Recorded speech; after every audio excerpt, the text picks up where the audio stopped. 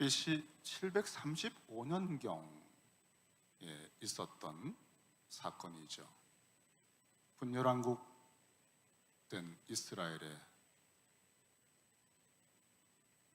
남유다의 12대 왕으로 아하스 왕이 세워졌을 때 북이스라엘과 아람 나라가 동맹을 맺고 남유다를 공격하고 또 유다의 왕 아하스를 제거하고자 전쟁을 하게 되었습니다.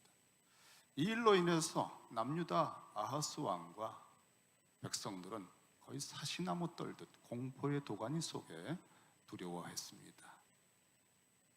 하나님의 아들과 같고 하나님의 영광을 온 고대 근동의 대표로 보여주는 남유다의 왕이 사색이 되고 염려하고 떨고 있는 모습을 볼 때 하나님 아버지께서 정말 수치를 얼굴에 다 받으시는 느낌이 들었을 것입니다. 우리 그리스도인들이 하나님의 자녀로서 세상에서 하나님의 영광을 드러내지 못할 때 사람들은 우리 아버지 하나님에 대한 모욕을 하듯이 말이죠. 그래서 이사야 선지자를 보내서 첫 번째로 저 북이스라엘 아람 동맹군들은 연기나는 타다나무 부지깽이에 불과하다. 두려워하지 말아라. 이 말씀을 믿어라. 믿지 아니하면 절대 굳게 설 수 없다라고 말씀으로 격려하고 소망을 주었습니다. 하지만 현실이 너무나 피부적으로 공포에 두려움을 끼치는 압도당한 아하스는 이 약속을 믿지를 못해요. 그래서 두 번째로 아하스에게 하나님께서 그렇다면 너의 믿음이, 그 죽어가는 믿음이 정말 불일 듯이 일어날 수 있는 격려를 해주고 싶다. 네가 믿음으로 서야만 정말 하나님의 아들, 하나님의 자녀, 왕 같은 제사장 나라가 그 빛을 발할 것 같으니 하늘의 높은 곳이나 땅의 깊은 곳, 그 어느 곳에서라도 네가 원한다면 표적을, 징조를 구해라. 특별히 허락을 해주마. 그것을 보고 믿음을 가지고 든든히 서라. 이렇게 정말 특혜를 베풀었습니다. 그 말씀을 여러분 조금만 더 생각을 해보시기 바랍니다. 표적과 징조를 구하는데 그 범위가 오늘 11절의 말씀에 보니까 깊은 데서든지 높은 데서든지 그렇게 제한이 없었습니다.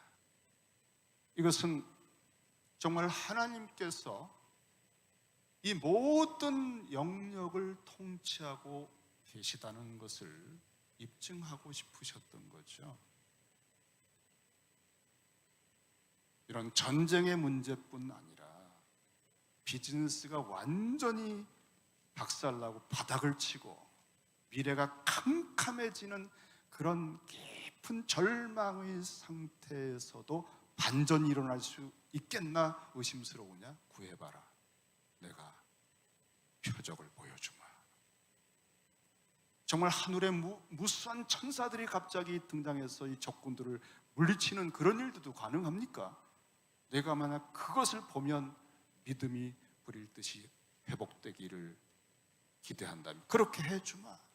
여러분, 하나님께서 지으신 천지 만물과 역사 전체를, 그리고 우리가 살아가는 모든 삶의 현장을 우리는 인간적으로만 평가하지만 그 모든 것에 하나님의 통치의 손길이 시퍼렇게 살아서 역사하고 있다는 것을 우리가 믿는다면 결코 우리는 흔들리지 않을 수 있어요. 천지의 주제이신 아버지요, 그 단어를 곰곰이 생각해 보세요. 천지를 주관하시는 분, 경영하시는 분, 참새 한 마리도 떨어지는 것을 허락 없이는 떨어지지 않게 섬세하게, 강력하게 만물을 주관하시고 꽉 붙들고 통치하시는 분, 머리카락 하나까지 다 세시고 우리를 건드리지 못하게 보호하실 수 있는 분, 우리에게 있어야 할 것을 이미 다 아시는 분, 이런 하나님이 천지간의 만물을 창조하시고 경영하시는 우리 하나님이라고 하는 믿음이 있다면 정녕 굳게 있게 설 것입니다. 세상 사람들이 가질 수 없는 가장 놀라운 것들을 우리는 가지고 있음에도 불구하고 이 현실이 닥쳐올 때마다 우리는 언제나 거의 아하스 비슷한 사람으로 되고 맙니다.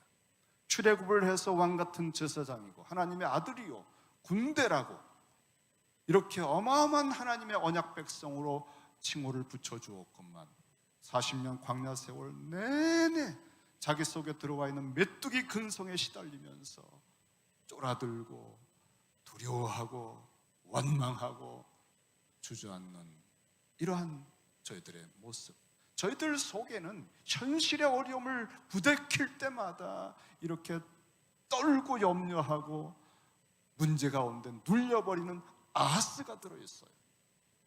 이런 아하스들, 이런 약하고 부족한 마음 때문에 하나님 아버지의 영광을 이 시대의 소금처럼 빛처럼 드러내지 못하는 것에 안타까워하시면서 아버지는 표적을 구해봐라 하신 겁니다. 내가 너에게 믿음을 좀 부릴 듯이 일으켜주고 싶구나. 너가 내 얼굴인데, 너가 내 체면인데 말이죠. 그런데 아하스는 이런 하나님의 특별한 배려를 어떻게 했습니까? 사실 여러분 이런 표적을 구하라고 하면 머리 터지게 생각을 해야 되지 않겠어요? 모든 게 가능하잖아요.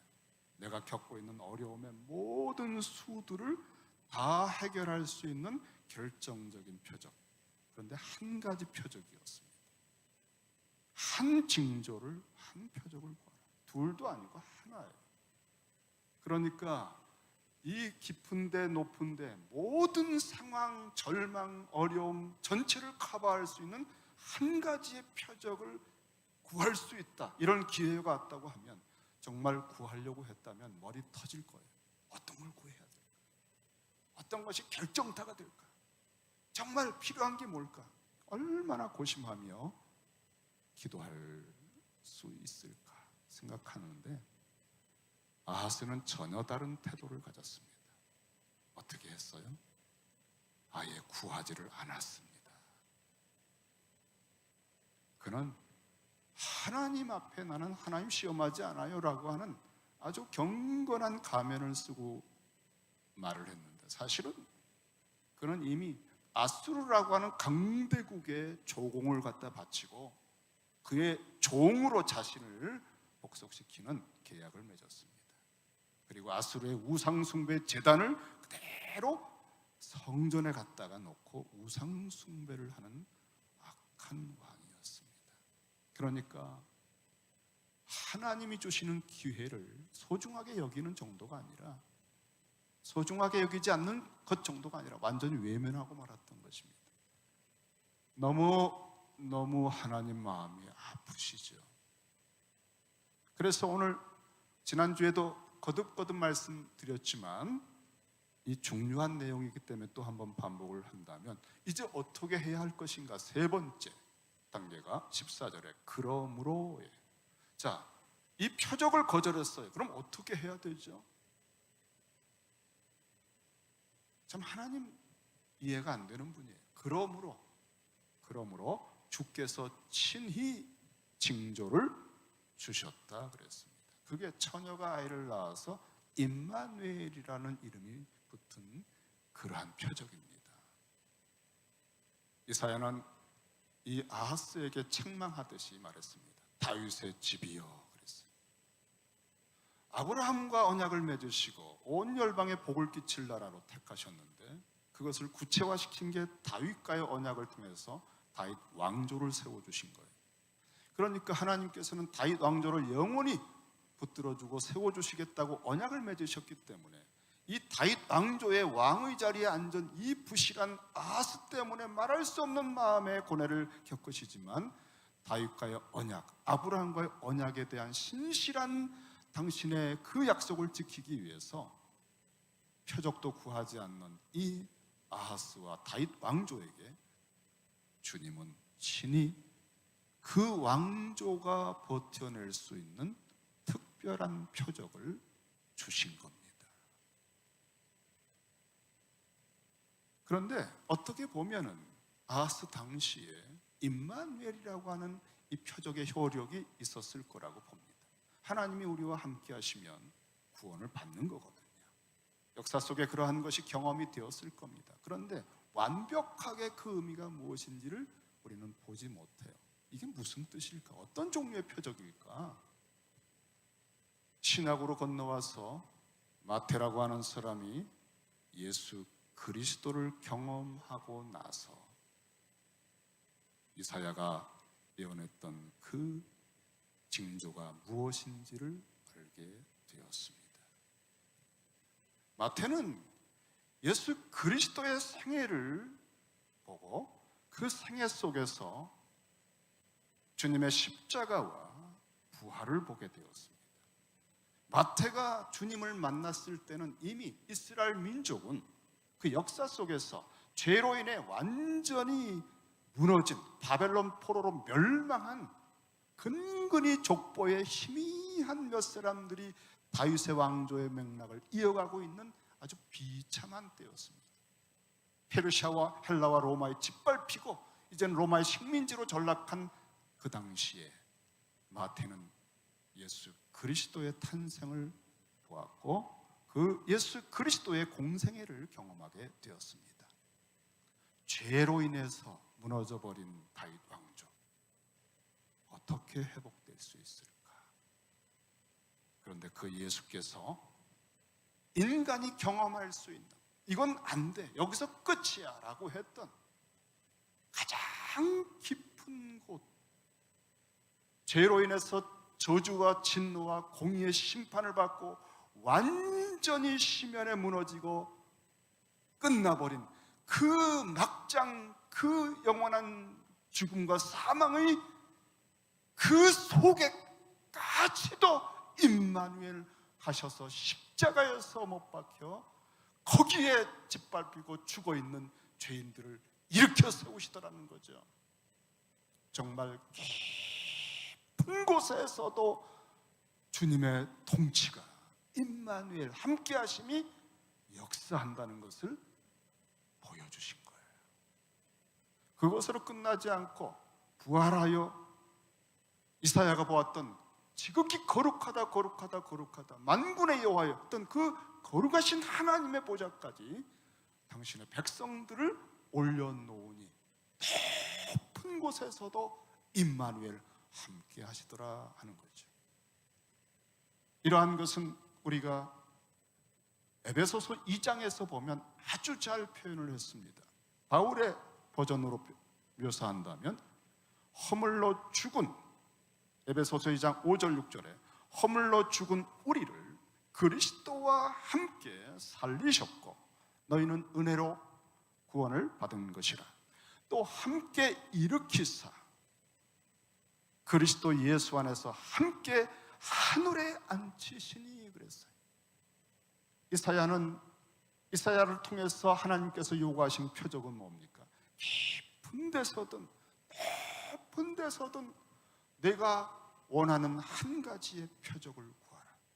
내가 어떠한 상황에서도 거기에서 나의 전능함과 지혜와 선함과 긍휼과 온 자비의 통치의 손길을 뻗어 건져낼 수 있고 보호할 수 있고 인도할 수 있고 너를 세워줄 수 있다는 사실을 내가 입증해 주마. 네가 온전히 나를 신뢰하고 온 세상 열방 가운데 하나님 아버지 한 분의 자녀로서 영광을 비추며 맛을 내며 하나님 나라의 위엄을 가지고 살아가는 그러한 왕같은 제사장, 하나님의 자녀가 될 수만 있다면 내가 너에게 하늘의 권세와 땅의 모든 권세를 가지고 너와 임마누엘을 하여 주마. 이것이 하나님이 바로 다윗 왕조에게 제공해 주고 싶었던 표적인 겁니다. 여러분, 이런 표적을 아하스는 받지 못했습니다. 하지만 다윗 왕조를 다시 일으켜 세우기 위해서 죄 없이 성령으로 잉태하시고 처녀로부터 나와서 그 이름이 임마누엘이라고 불려지는 이사야 선지자를 통해서 예언되었던 그분의 완전한 성취는 바로 예수 그리스도로만 된다는 사실을 마태가 발견했을 때 하나님의 통치, 천국의 찬란한 보물을 보는 순간에 그는 아마 펄쩍펄쩍 뛰었을 거예요. 구약에 예언되었을 때 그 보물이 다 빛을 발하지 못했는데 이제 보니까 그리스도 안에서 이 보물 창고에서 진짜 옛 것과 새 것을 가져와서 철커덕 맞춰 보니까 천지의 모든 만물을 통치하는 그리스도 예수 안에서 온 땅에 그 영광이 충만한 하나님의 통치가 빛나기 시작한 거예요. 오늘 저는 주님이 탄생하신 날에 여러분에게, 작년에는 제가 카드도 이렇게 만들어서 다 드렸는데 그것도 못하고, 그래서 제가 최고의 선물을 여러분에게 오늘 드리려고 합니다. 그것은 최고의 보물, 그것은 예수 그리스도 임마누엘입니다. 이 보물을 마태가 발견하고 나서 바로 선지자가 말했던, 이사야 선지자가 말했던 바로 그것이 우리 주님이라고 오늘 저희들에게 선포하고 있어요. 사실 깊은 데든 높은 데든 우리 개인의 인생사에서도 파란만장한 곡절이 있잖아요. 가끔 우리는 대화할 때 가장 슬펐던 때가 언제입니까? 그런 질문을 합니다. 가장 성취를 했고 즐거웠던 때는 언제입니까? 그러면 다 소설 한 권씩 나와요. 차마 말 못할 사연들도 많습니다. 한 교회 공동체 역사를 살펴보면 거의 깨졌다가 다시 몇 명 남았다가 다시 살아났다가 별별 눈물과 아픔과 상처들이 많은 역사를 가지고 있습니다. 우리는 다 깊은 데가 있고 높은 데가 있습니다. 한 나라의 역사를 보아도 그렇고 전 구속사의 역사를 보아도 우리는 빠져나올 수 없고 회복될 수 없는 깊은 절망의 심연들과 한때는 왕년에 올라갔던 높은 절정들이 있습니다. 이렇게 인생사, 이런 왕조사, 구속사 전체를 통해서 그 모든 때마다 극복되고 일어날 수 있게 하는 표적들이 필요하잖아요. 용기를 얻게 하고 격려를 받게 하는, 그때마다 표적을 구하면 수천만 억억 같은 표적들이 있어도 모자랄 거예요. 깊은 데서든 높은 데서든 모든 경우의 수를 커버하는 한 가지 표적을 구해라. 하나다. 여러분, 제가 힌트를 하나 드릴게요. 이 하나로 어떻게 전체를 커버합니까? 모든 닫혀진 문들 앞에 우리는 절망하고 답답하고 이제 미래가 없다, 어찌할 거라고 하는 난감함들이 수천 수만의 케이스가 있는데요, 그 모든 문들을 열려면 그때마다 표적 같은 열쇠가 필요하잖아요. 그런데 열쇠 중에는 그 모든 문들에 다 통하는 마스터키라고 하는 게 있습니다. 그 하나의 열쇠로 모든 문을 열 수 있어요. 그게 한 표적이에요. 예수 그리스도입니다. 예수 그리스도는 땅끝까지 가고 모든 족속에게 가고 오지에 가고 정말 죽음 속에 들어가도 거기서도 찾아오셔서 함께 하실 수 있는 마스터키예요. 바로 이것이 구약에서부터 주님이 다윗 왕조에게, 아브라함과 다윗의 왕조에게 그렇게 한번 구해봐라, 내가 준비해 놓은 곳이 있다, 창세전부터 이것 외에는 만물을 새롭게 할 수 있는 아무것도 없다, 오직 나의 아들 예수 그리스도, 죄 없는 내 아들로 통해서만 완전한 구원이, 영원한 구원이 이루어지는 마스터키가 있다. 한번 구해봐라. 여러분, 우리가 무엇을 소원하십니까? 여러분이 무엇을 그렇게 갈망하십니까? 여러분의 삶에 그렇게 많은 어떤 필요들을 어떻게 채우고 계십니까? 딱 한 분을 주셨습니다. 한 표적을 주셨습니다. 그게 바로 예수 그리스도입니다. 우리 주님은 내가 세상 끝날까지 항상 너와 함께 있으리라.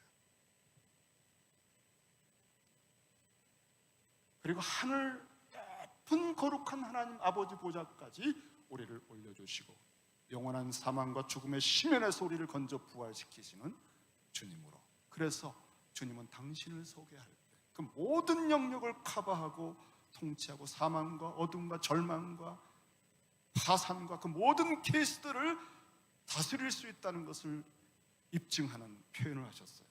깊은 데서든 높은 데서든. 그것이 바로 나는 하늘과 땅에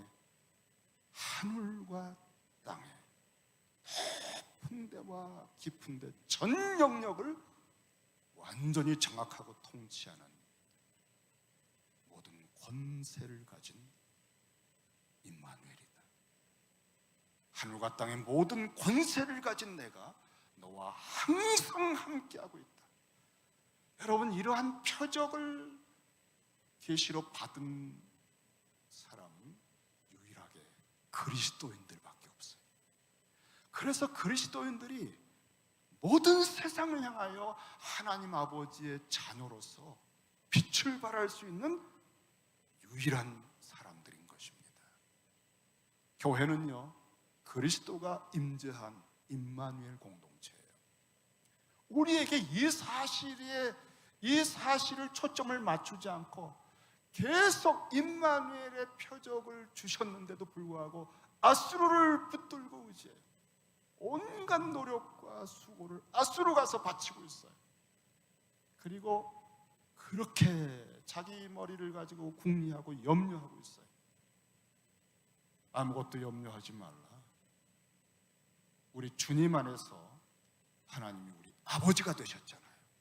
임마누엘 안에는 새 언약을 맺어서 그 피로 맺은 그 무엇도 끊을 수 없는 영원한 구원이 확증이 되어버렸어요. 이 임마누엘 안에 있는 보화들을 여러분이 맛보고 누리지 못하면 끊임없이 내가 스스로 나의 미래와 나의 현재와 나의 모든 과거에 대한 것에 집착하면서 염려와 아하스처럼 두려움에 떨면서 믿으면서도 메뚜기 근성에 시달리면서 살아가게 되는 거예요. 너무나 단순한데 여러분, 복음은 심플합니다. 그런데 가장 깊이 그리고 최정상에 우리를 이끌어 주십니다. 저는 여러분과 함께 2021년도는 다른 거 없어요. 이 임마누엘이 어떤 정도까지 우리 삶 속에 우리를 빚어 새롭게 할 수 있는가를 기록을 해주신 것이 복음서예요. 복음서에 있는 내용들은 만약에 그것을 다 기록하려고 했다면, 예수께서 우리를 위해서 행하신 일들을 다 기록하려고 했다면 이 세상에 있는 책들로도 다 채울 수 없다고 그랬어요. 그런데 그 중에서 추려서 토시 하나까지 완전하게 다듬고 정제하고 그 플롯을 짜고 그 모든 구성을 정확하게 아주 정교하게 만들어서 이 찬란한 최고의 보석이신 예수 그리스도, 천국의 왕이신 주님, 하나님 나라의 영광을 가지신 주님을 4번의 각도로, 마태, 마가, 누가, 요한의 각도로 아주 깊은 차원을 보여주는 것이 복음서입니다. 이 복음서 속에서 주님이 함께 하심으로 우리가 어떻게 회복될 수 있는지 모든 각양 상황들을 다 기록을 했어요. 필수적인 상황들을. 그것은 우리가 직면할 수 있는 깊은 데로부터 높은 데까지의 전 영역을 커버하는 패러다임들, 패턴, 원리들입니다. 그래서 복음서를 완전히 우리가 습득하고 몰입하면 이런 경우에는 주님이 이렇게 역사하시더라, 임마누엘이 나를 이렇게 붙들어 주실 수 있고 이 경지까지도 나를 일으켜내 주시는구나, 이걸 알 수 있어요. 그러면 여러분, 기도가 나옵니다.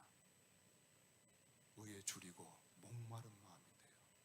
가난한 심령이 돼서 구하고 문을 두드리고, 임마누엘이시여 아버지 하나님, 당신의 아들 안에서 내게 허락해 주신 이 기업 회복의 모든 지경을 남은 생애 동안에 누리게 해달라고 하는 갈망과 기도들이 터져나오게 돼 있어요.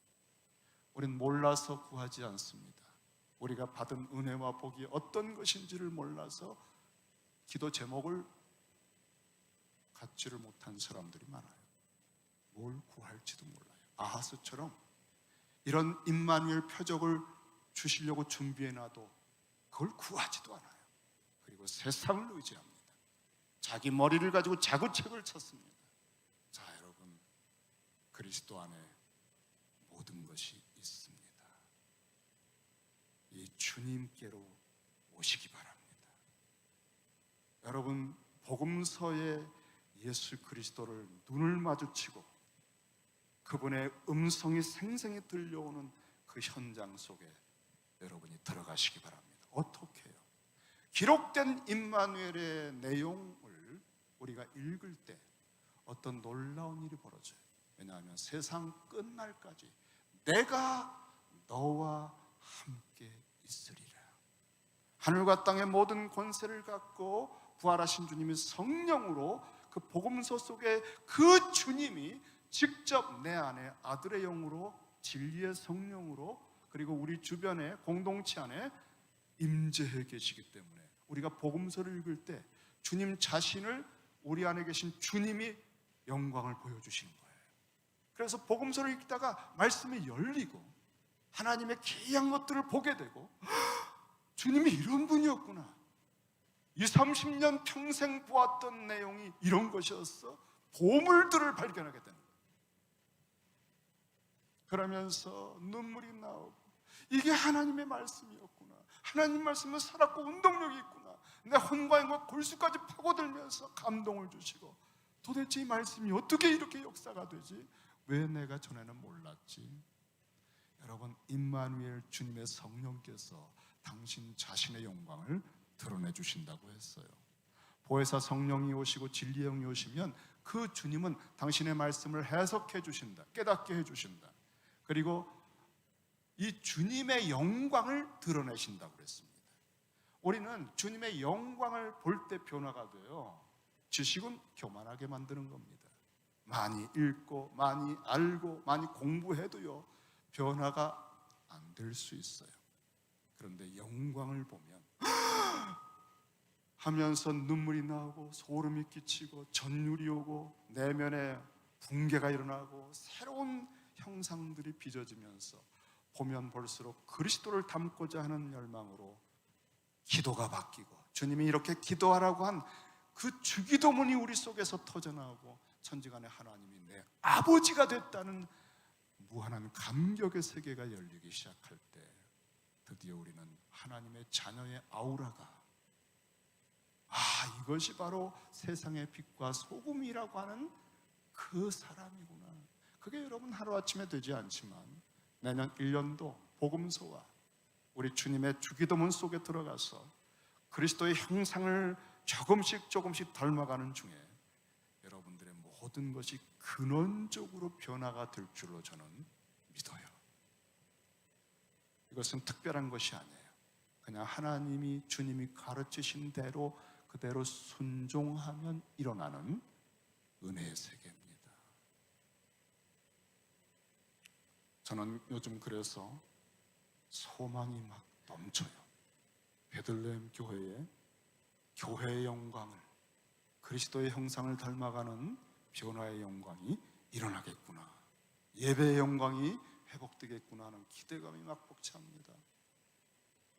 제가 구체적으로 여러분 이제 설교를 매주 한 편씩 하면서 어떻게 구체적인 방법을 통해 우리가 이 복음서를 읽고 그리스도의 임마누엘을 체험하는 변화된 삶이 될 것인지, 그리고 주기도문을 하면서 우리 주님께서 드렸던 기도의 삼위일체 기도의 그 세계 속으로 우리가 들어가서 천지간의 만물의 하나님이 내 아빠 아버지가 되는, 형용할 수 없는, 측량할 수 없는 그 심장을 마주하고 살아가는 아빠의 품 속에 거한 사람의 모습이 되어가는 이 성화의 길로 우리가 갈 것인가를 하나씩 구체적으로 여러분에게 소개하려고 합니다.